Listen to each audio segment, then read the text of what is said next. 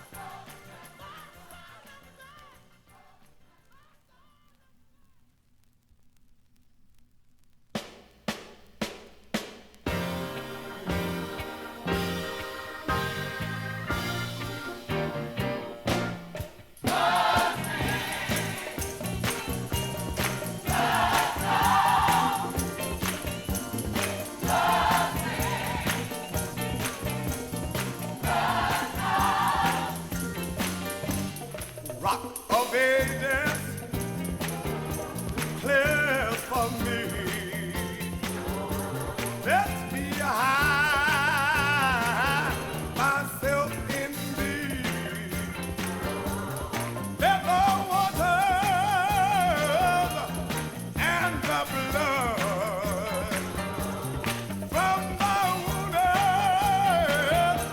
side.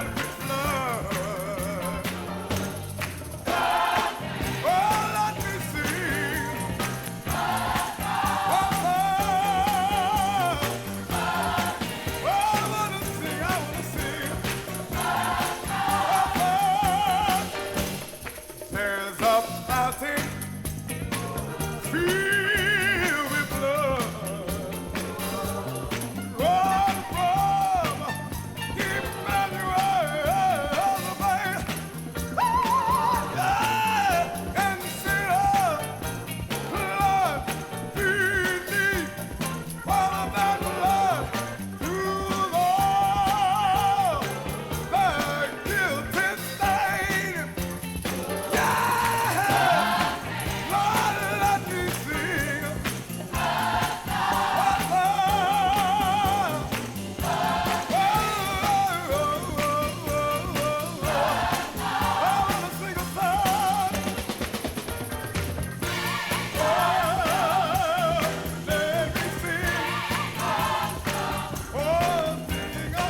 If music is the most perfect language, just think of me as one whole note. If science has the most perfect symbol, then think of me as MC squared. Since mathematics can speak to the infinite, picture me as 1 to the first power. What I mean is, one day I'm gonna grab your love and you'll be satisfied.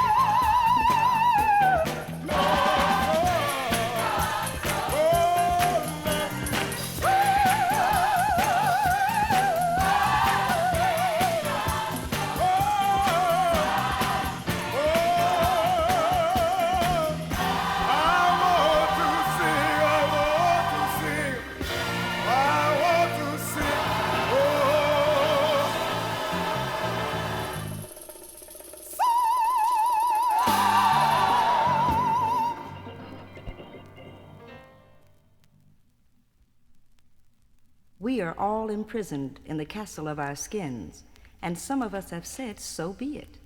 If I am in jail, my castle shall become my rendezvous. My courtyard will bloom with hyacinths and jack-in-the-pulpits. My moat will not restrict me, but will be filled with dolphins sitting on lily pads, and seahorses ridden by starfish. Goldfish will make love to black mollies, and color my world black gold.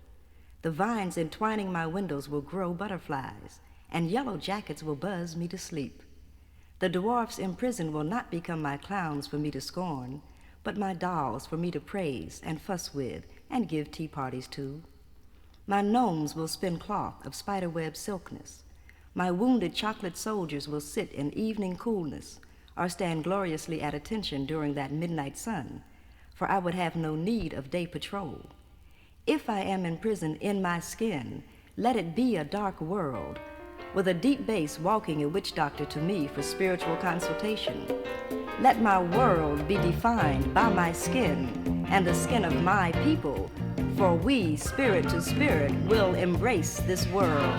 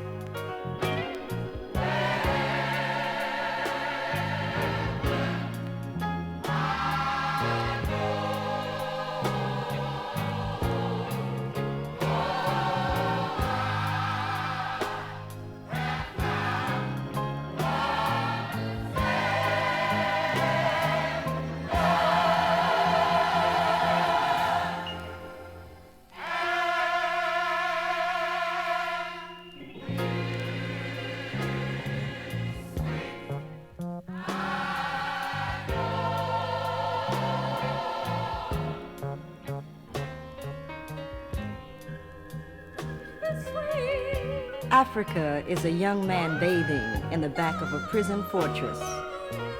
The guide said, "Are you Afro-American? Cape Coast Castle holds a lot for your people." And the 18th century clock that keeps perfect time for the time it has. I watched his black skin turn foaming white and wanted to see this magnificent man stand naked and clean before me. But they called me to the dungeon where above the Christian church an African stood listening for sounds of revolt. The lock, the guide stated, indicated a major once ran this fort, and the British, he said, had recently demanded the lock's return. And I wanted that lock, maybe for a doorstop, to unstop the 18th century clock.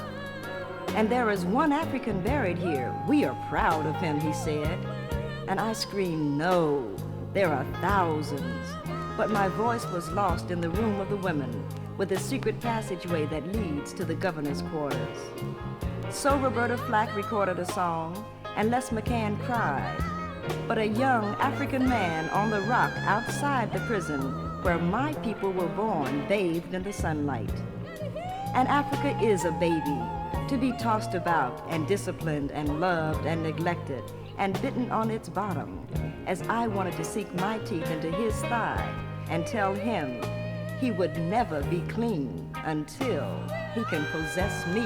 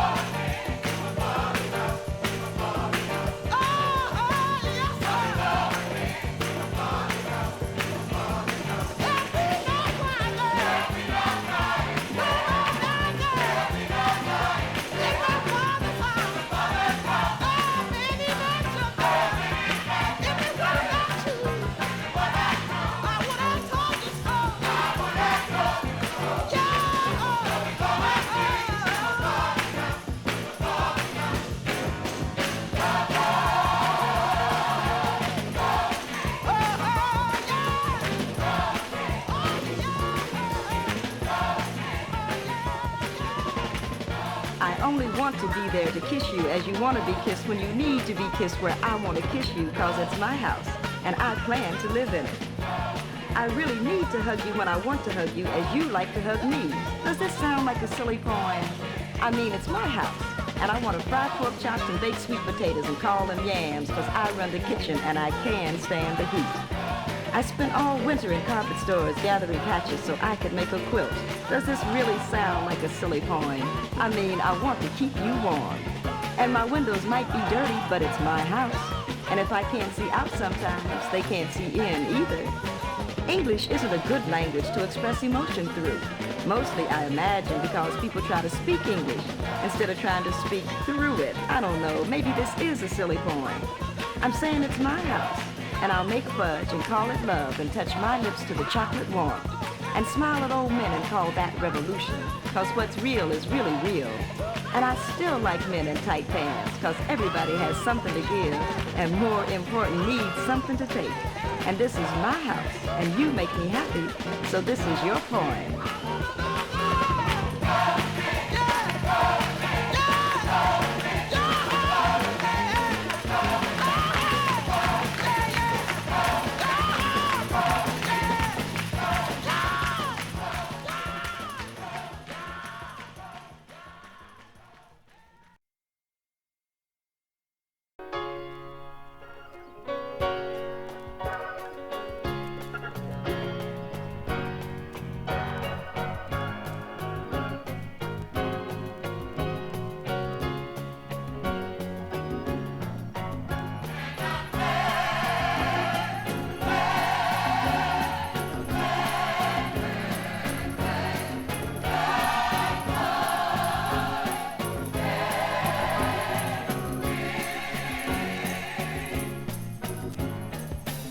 I'm glad man didn't make sunshine. 1 ounce of truth benefits like ripples on a pond. Let it shine on me. 1 ounce of truth benefits like a ripple on a I'm pond. glad man didn't make rain around. 1 ounce of truth benefits like ripples on a pond. The water, the rain. As things change, remember my smile. Man didn't create me. The old man said my time is getting near. He was surely forsake me. The old man said my time is getting near. I'm glad, He looked at his dusty, cracked boots to say, Sister, so glad. my time is getting near. When I'm gone, remember I smile. And when I'm gone, remember I smile. I'm glad my time is getting there. I'm glad The baby cried, man didn't make heart. wanting some milk. He might give me more. The baby cried, needing some milk. The baby, he cried for wanting. His mother kissed him gently. When I came, they sang a song. When I was born, they sang a song. When I was saved, they sang a song. Remember I smiled when I'm gone. Remember I smiled when I'm gone. Sing a good song when I'm gone. We ain't got long to stay. 1 ounce of truth benefits like ripples on a pond. 1 ounce of truth benefits like a ripple on a pond. 1 ounce of truth benefits like ripples on a pond. As things change, remember my smile.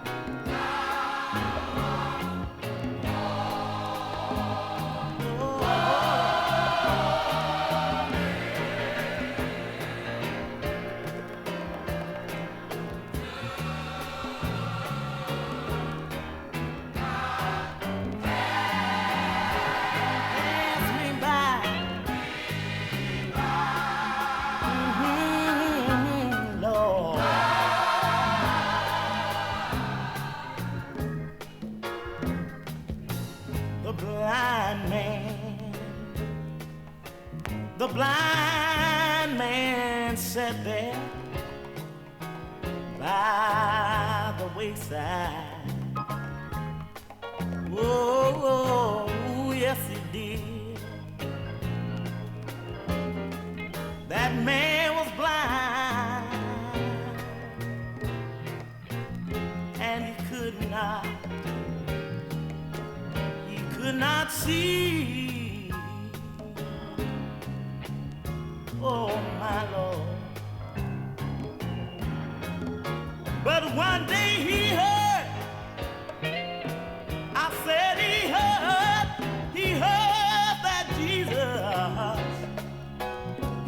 that Jesus was passing along. Oh, yes he did. Oh, thank you, Jesus. He said, Master,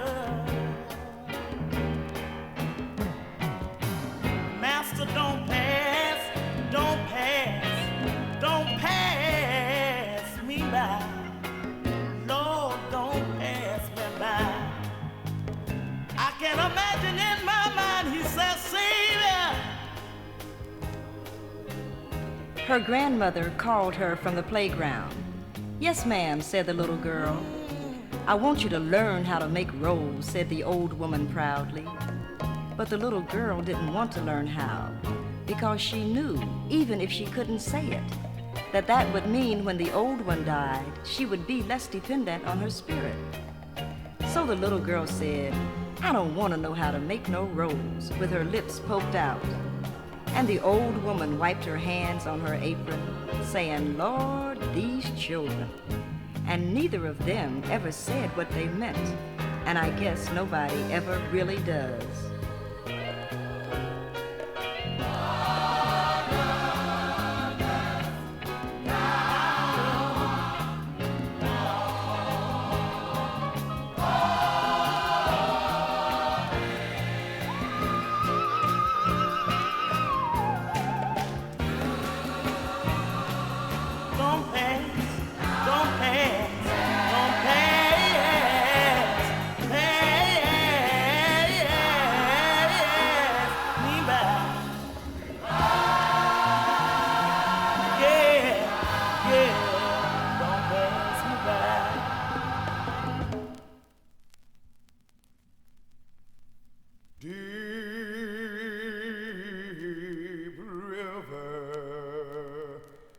My home is over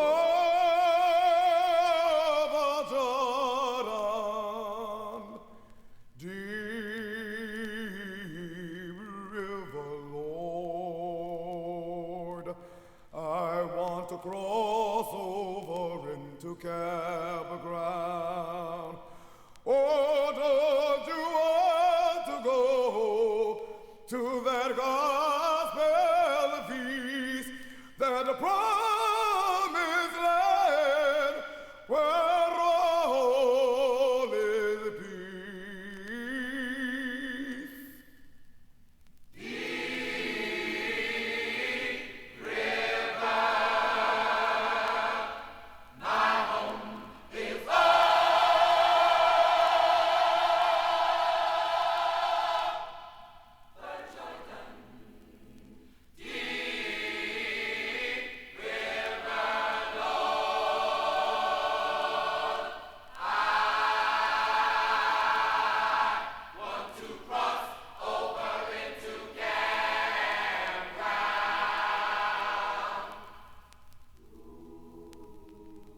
The last time I was home to see my mother, we kissed, exchanged pleasantries and unpleasantries, pulled a warm, comforting silence around us, and read separate books.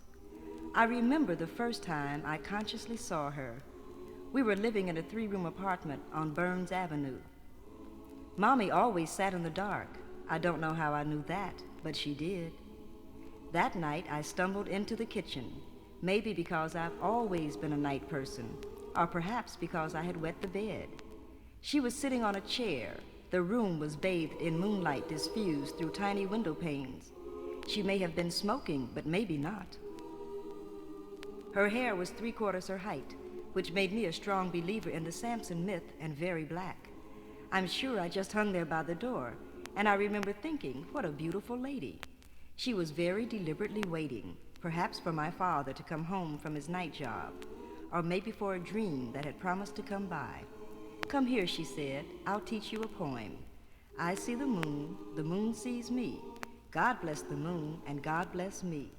I taught that to my son, who recited it for her, just to say, we must learn to bear the pleasures as we have borne the pains.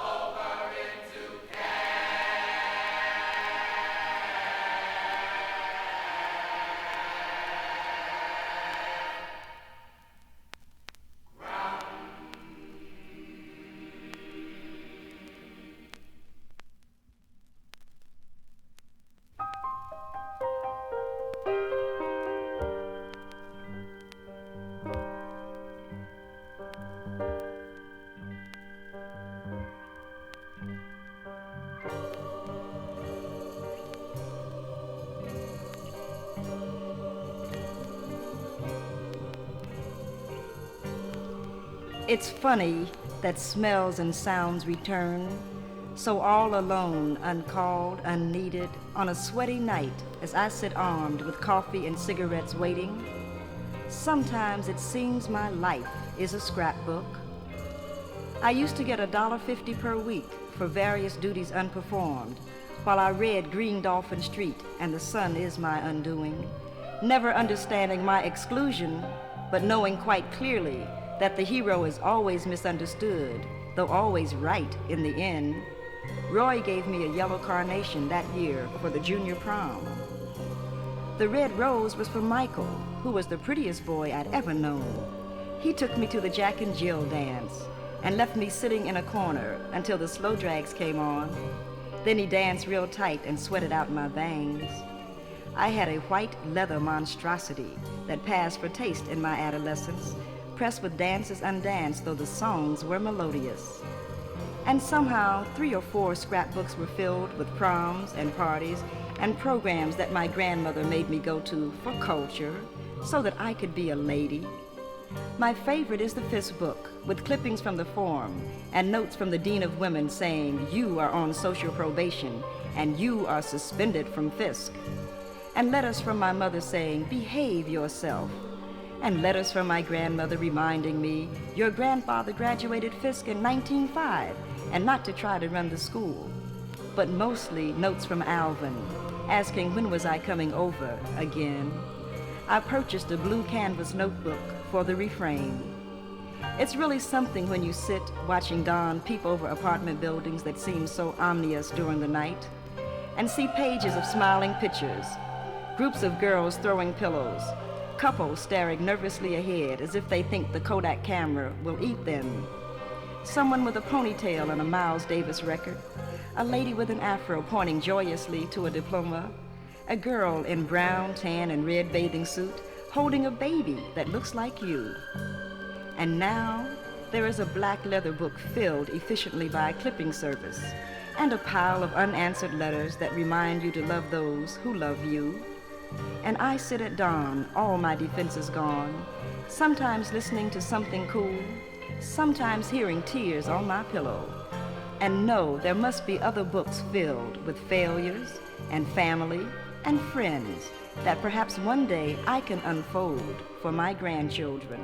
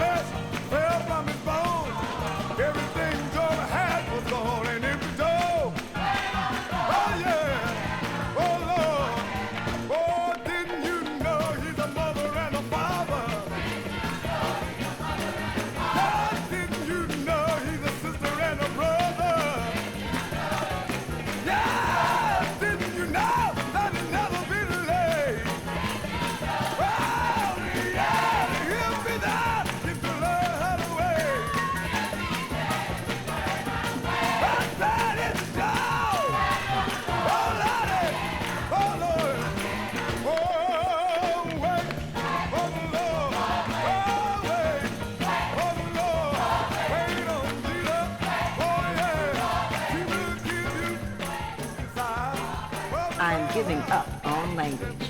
My next book will be blank pages of various textures and hues I have touched in certain spots and patterns. And depending upon the mood, the reader can come with me or take me somewhere else. I smell blood a-cooking.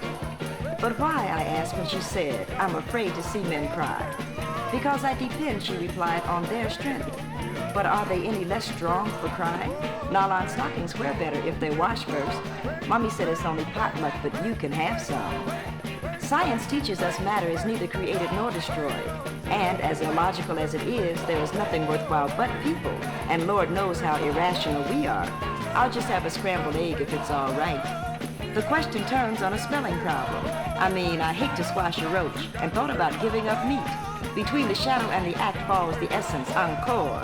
The preceding paragraph was brought to you by the letter E in the name of humanity.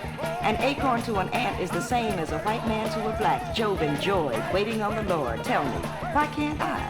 And I'm glad I'm smart because I know smart isn't enough. And I'm glad I'm young because youth and truth are making love. I'm glad I'm black. Not only because it's beautiful, but because it's me. And I can be dumb and old and petty and ugly and jealous, but I still need love. Your lunch today was brought to you by the Polytech branch of your local Spiro Agnew Association. Hey, this is Straight Talk.